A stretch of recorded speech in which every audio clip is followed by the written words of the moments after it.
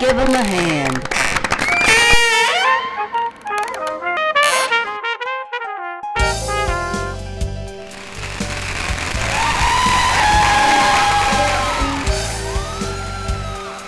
And this play is,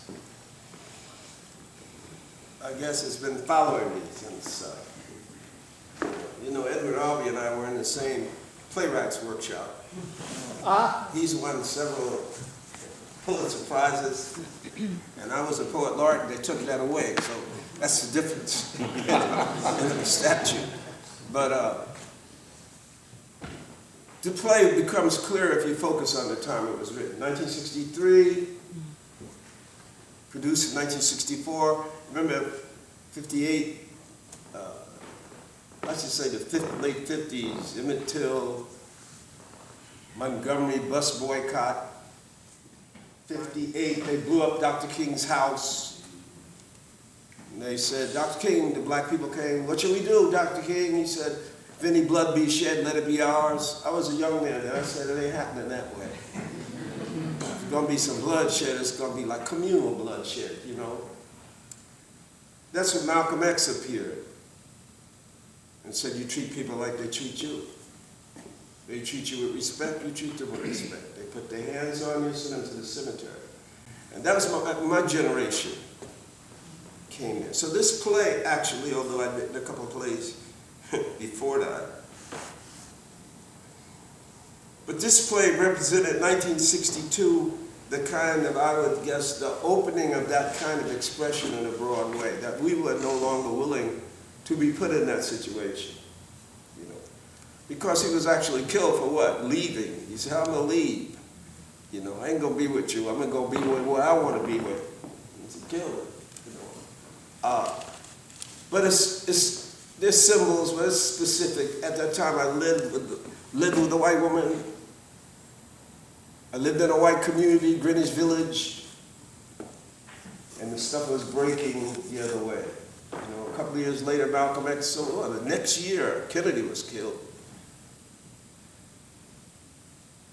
Year and a half after that, Malcolm X was murdered.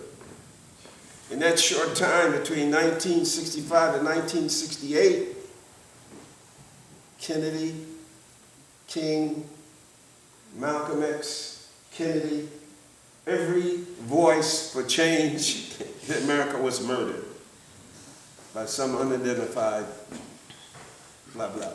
If I were doing some class, I would show you all the things that come out of my life that I then, what is what artists do? They take, you know what Mao Zedong said about art is the ideological expression of the world in the poet's mind.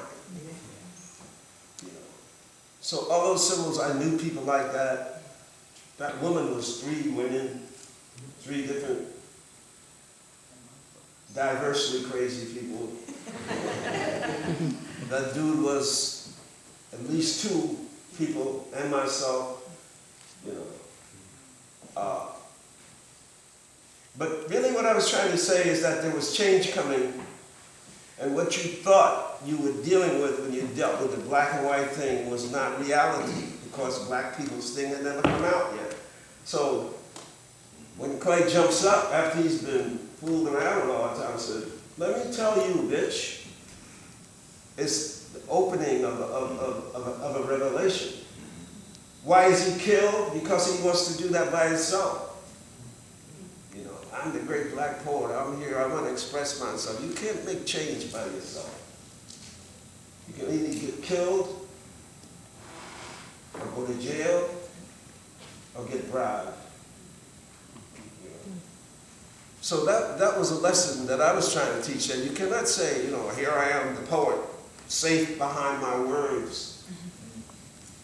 You know, there's no safety behind words.